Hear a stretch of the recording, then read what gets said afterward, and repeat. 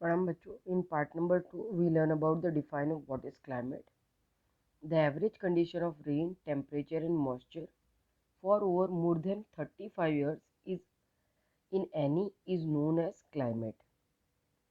Okay, अब बेटा हमने वेदर की कंडीशन देखी थी कि weather is a short term condition but climate is a long term condition. Climate क्या है? वो लॉन्ग टर्म की कंडीशन है, यानी किसी भी particular zone, state, country, continental form, बराबर, उसका लगभग 35 ईयर्स का टाइम पीरियड, उसका जो सीजन साइकिल है लगभग 35 सालों तक एक ही जैसा चल रहा है।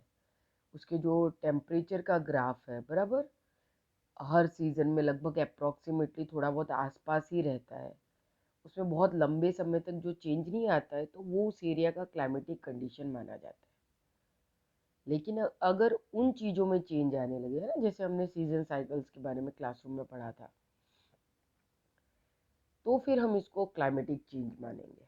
बराबर, तो यहाँ पे क्लाइमेट के डेफिनेशन है, कुछ नीचे पिक्चर्स दिए हैं। बराबर, डिफॉरेस्टेशन, धीरे धीरे जंगलों का ख़त्म होना, इधर ग्लेशियर का मेल्ट होना, बराबर, green house effect, global warming की इफेक्ट है ये। अब देखो, ये ग्रीन हाउस इफेक्ट बताया, और इससे बचने के लिए ग्रीन हाउस फार्मिंग कैसे कर सकते हैं बेटा, उसके लिए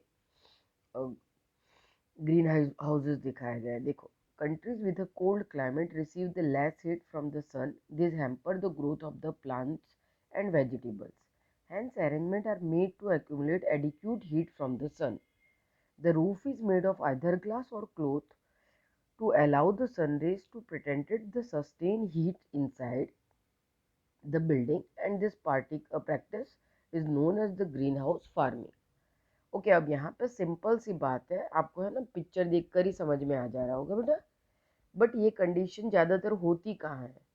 तो ये उन कंट्रीज़ में होती है बेटा जहाँ पे टेम्परेचर या फिर जहाँ की क्लाइमेटिक कंडीशन काफ़ी ठंडी, वहाँ पे कोल्ड बहुत ज़्यादा, ठंड बहुत ज़्यादा रहती है, और जहाँ पे सनरेज काफ़ी स्लैटिंग और बहुत कम समय के लिए बहुत स्ट्रांगली गिरती है।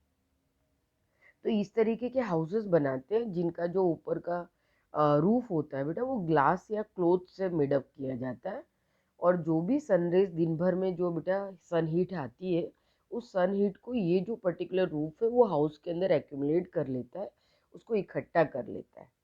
बराबर, और वो जो हीट है उसको सस्टेन करने के बाद बेटा उस बिल्डिंग के अंदर ही फार्मिंग होता है। बराबर, और इस हीट को फिर मतलब वहाँ पे जो वेजिटेशन है, प्लांट्स है, क्योंकि हमको पता है कि प्लांट्स, वेजिटेशन बेटा ये जब फोटोसिंथेसिस के प्रोसेस करते हैं, अपना खाना बनाते हैं, तो इनको वाटर के साथ साथ सन हीट की भी ज़रूरत पड़ती है, तो उनका ग्रोथ प्रॉपरली हो पाता है।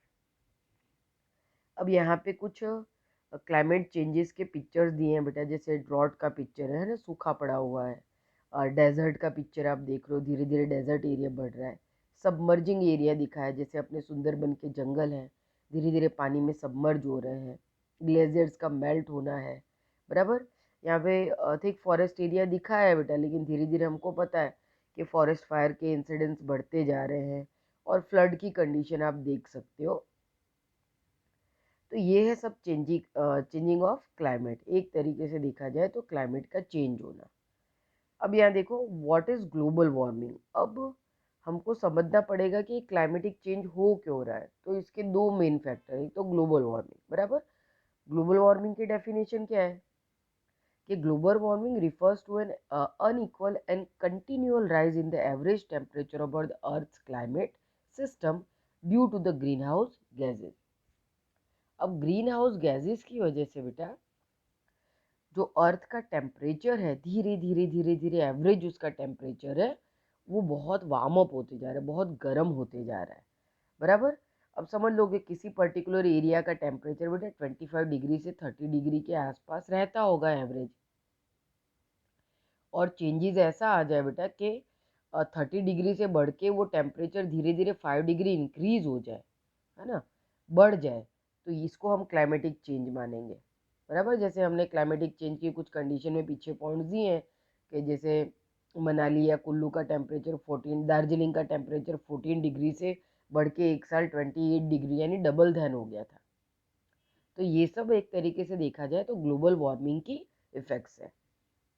It occurs when the certain gases in the atmosphere entrap the infrared radiation UV rays. और ये जो है बेटा, ये होता क्यों है? क्योंकि बहुत सारे ऐसे पॉइजनस गैसेस हैं जो एटमॉस्फेयर को एंट्रैप कर लेते हैं बेटा, उस पर एक कवर बना दिया है उन्होंने, और ओजोन लेयर जो है बेटा वो वीक हो गई है, जिसकी वजह से अल्ट्रावायलेट रेज, यूवी रेज जो है वो डायरेक्टली जो है अब हमको इफेक्ट कर रही है. This effect makes the planet warmer which subsequently reaches to the global warming. और ये जो इफेक्ट है वो हमारे प्लैनेट को क्या कर रही है? वार्म कर रही है, गर्म कर रही है. और यही है, ये जो गर्मी है इसी को हम ग्लोबल वार्मिंग कहते हैं.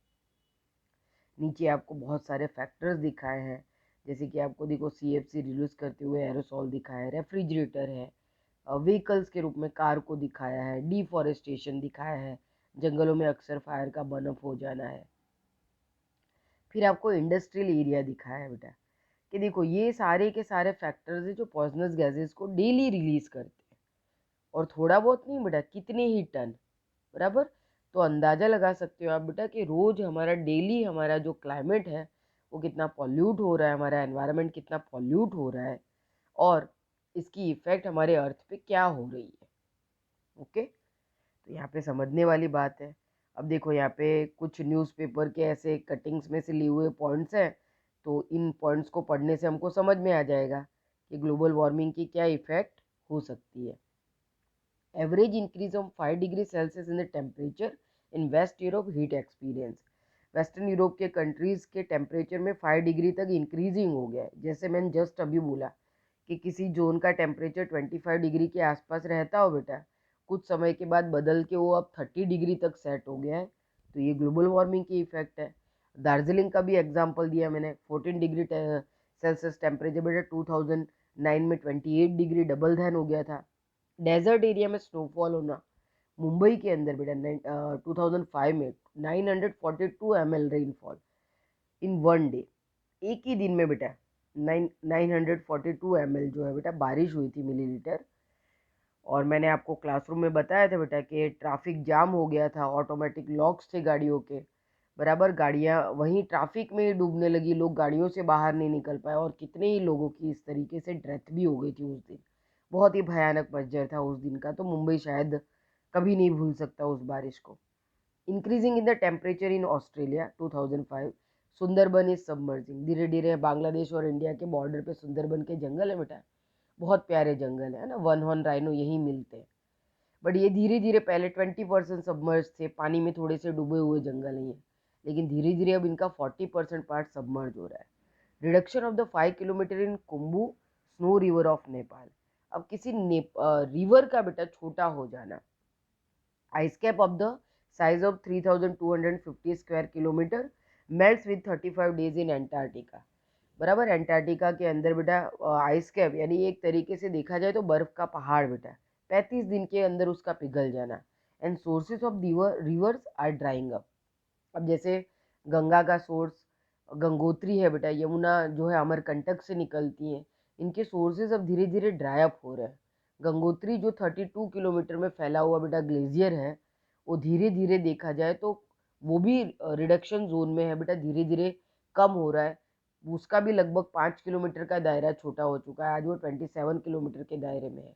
धीरे धीरे ये गंगोत्री ग्लेशियर खत्म हो जाएगा बेटा, तो गंगा का जो सोर्स है वो खत्म हो जाएगा, है ना. मैं क्लासरूम में आपको बोर्ड पे ड्रॉ करके भी समझाया था, तो यहाँ पे समझने वाली बात है.